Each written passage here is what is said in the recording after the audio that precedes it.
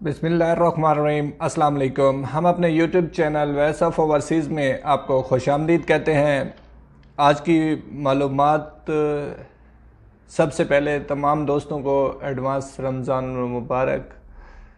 आज का उम्र परमिट के हवाले से बात करेंगे। रमज़ान मुबारक के हवाले से वैक्सीन की दूसरी खुराक मसाजिद में नमाज इशा और तरावी के दौरान ड्यूरेशन, सऊदी अरब में रोज़े का ड्यूरेशन, पाकिस्तान भेजी गई रकम और मस्जिद अल हराम में परमिट और कोरोना की तफसीलात इस वीडियो का हिस्सा हैं। जिन दोस्तों ने हमारा चैनल सब्सक्राइब नहीं किया, चैनल सब्सक्राइब कर लें, बेल आइकन प्रेस कर लें ताकि आने वाली हर नई मालूमात आप तक पहुंचती रहे। सबसे पहले अहम खुशखबरी तो यही है कि कल से अल्हम्दुलिल्लाह सऊदी अरब में पहला रोज़ा है। तमाम दोस्तों को माह रमज़ान मुबारक हो हमारी तरफ से।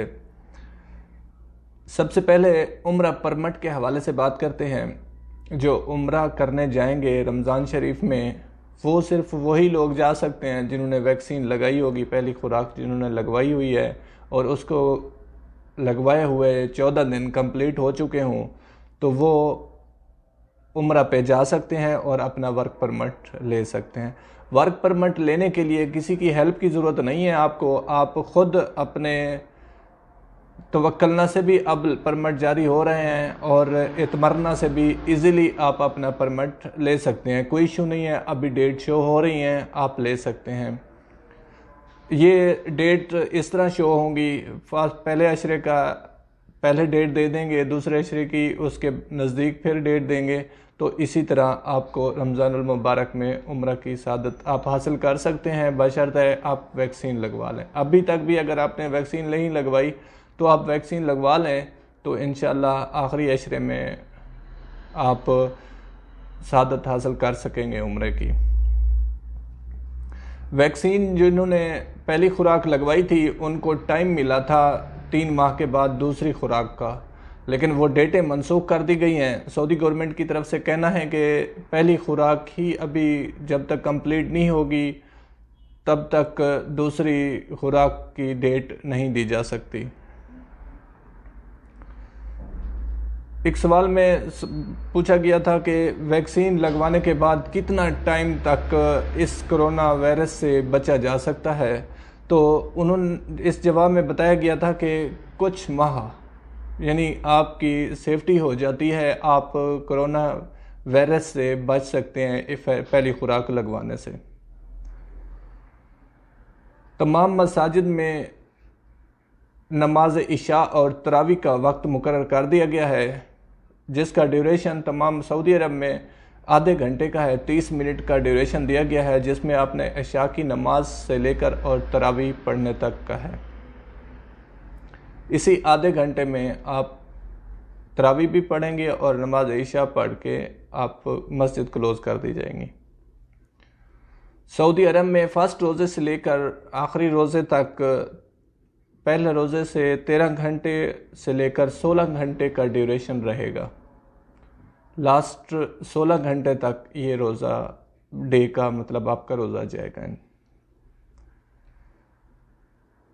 पाकिस्तान में मुख्तलिफ़ कंट्रियों से भेजी गई जो रकूम की तरसीलात हैं, उनमें से सऊदी अरब में जो पाकिस्तानी रहते हैं उनकी भेजी हुई रकम सबसे ज़्यादा, जो कि 50 अरब 70 करोड़ डॉलर है 9 माह में। ये सबसे ज़्यादा सऊदी अरब से ही भेजी गई हैं। इस कोरोना वायरस में भी अगर इतनी रकम माशाल्लाह भेजी गई है, इसका पिछली जितनी भी रकम गई हैं उससे 43% इजाफा हुआ है। 43% इस साल सबसे ज़्यादा रकम भेजी गई है।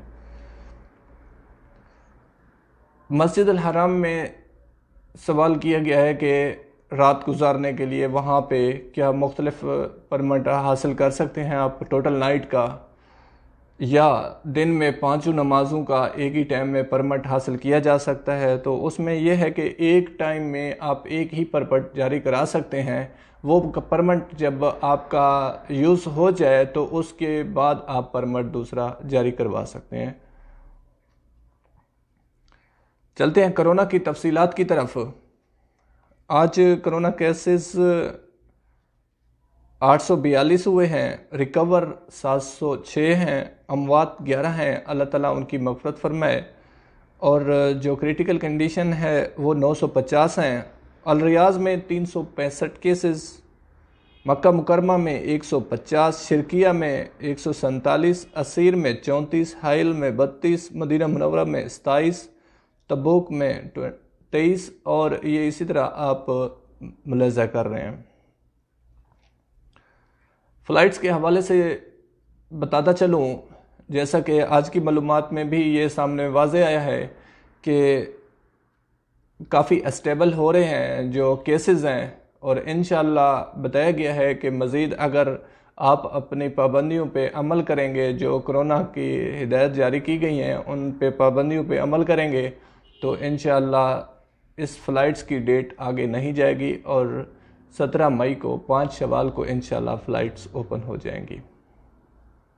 تمام تر دوست اپنا بہت سارا خیال رکھیے گا۔ اللہ نگہبان۔